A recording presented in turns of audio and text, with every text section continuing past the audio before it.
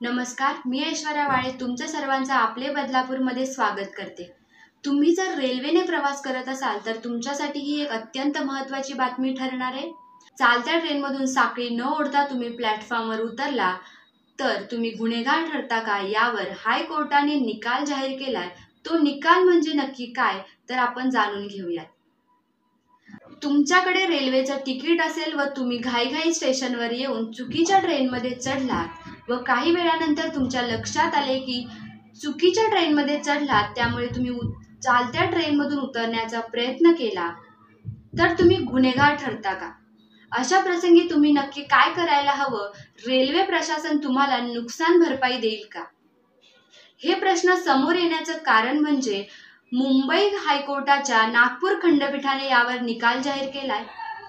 तो निकाल म्हणजे तुमच्याकडे जर वैध तिकीट असेल, तुम्ही चुकीच्या ट्रेनमध्ये चढला असाल आणि चुकीच्या ट्रेनमध्ये चढलात हे लक्षात आल्यानंतर तुम्ही ट्रेनची साखळी न ओढता ट्रेनमधून उतरण्याचा प्रयत्न केला तर तुम्ही गुन्हेगार ठरू शकत नाही। अशा प्रसंगी प्रवाशांना धक्का बसू शकतो व ते काहीही विचार न करता ट्रेनची साखळी न ओढता ट्रेनमधून उतरण्याचा प्रयत्न करू शकतात।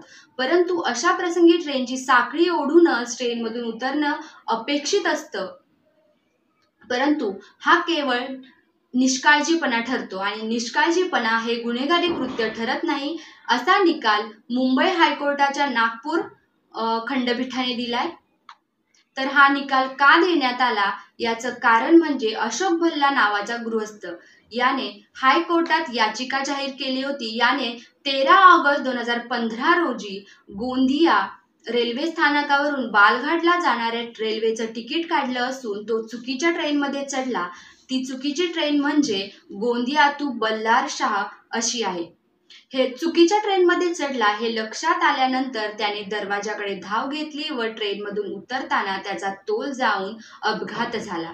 तोट्यात त्याने दोन्ही पाय गमावले असून या अपघातानंतर त्याने रेल्वे प्रशासनाकडे नुकसान भरपाईची मागणी केली। रेल्वे ट्रिब्युनलने नुकसान भरपाईची मागणी फेटाळून लावली। त्यानंतर भल्ला यांनी हायकोर्टात धाव घेतली। हायकोर्टाने सुप्रीम कोर्टाने दिलेल्या निर्णयाचा आढावा घेत रेल्वेचा युक्तिवाद फेटाळून लावला। त्यानंतर याचिकाकर्त्याला 8 लाखांचा नुकसान भरपाईचा आदेशही दिला। हे प्रकरण कोर्टात सुरू असताना अशोक भल्ला यांचा मृत्यू झाला असून नुकसान भरपाईची रक्कम ही त्यांच्या नातेवाईकांना देण्यात आली आहे। या प्रसंगी अडकलेल्या प्रवाशांनी नक्की काय करायला हवं तर रेल्वे झोनच्या रेल्वे विभागीय व्यवस्थापका यांच्या नावावर पत्र लिहून नुकसान भरपाईची मागणी करावी। याचे उत्तर मिळाले नाही तरच हायकोर्टात धाव घ्यावी। असे प्रकार नेहमीच घडत असतात, त्यामुळे प्रवाशाने सगळी प्रक्रिया समजून घेणं गरजेचं असतं। प्रवाशाने प्रवासाला निघण्यापूर्वी रेल्वेचा क्रमांक, रेल्वेचा प्लॅटफॉर्म क्रमांक किंवा ती कोणत्या वेळेला येणार आहे याची माहिती असणं गरजेचं असतं। चालत्या ट्रेनमधून चढू किंवा उतरू नये याचीही दक्षता घेणं गरजेचं आहे।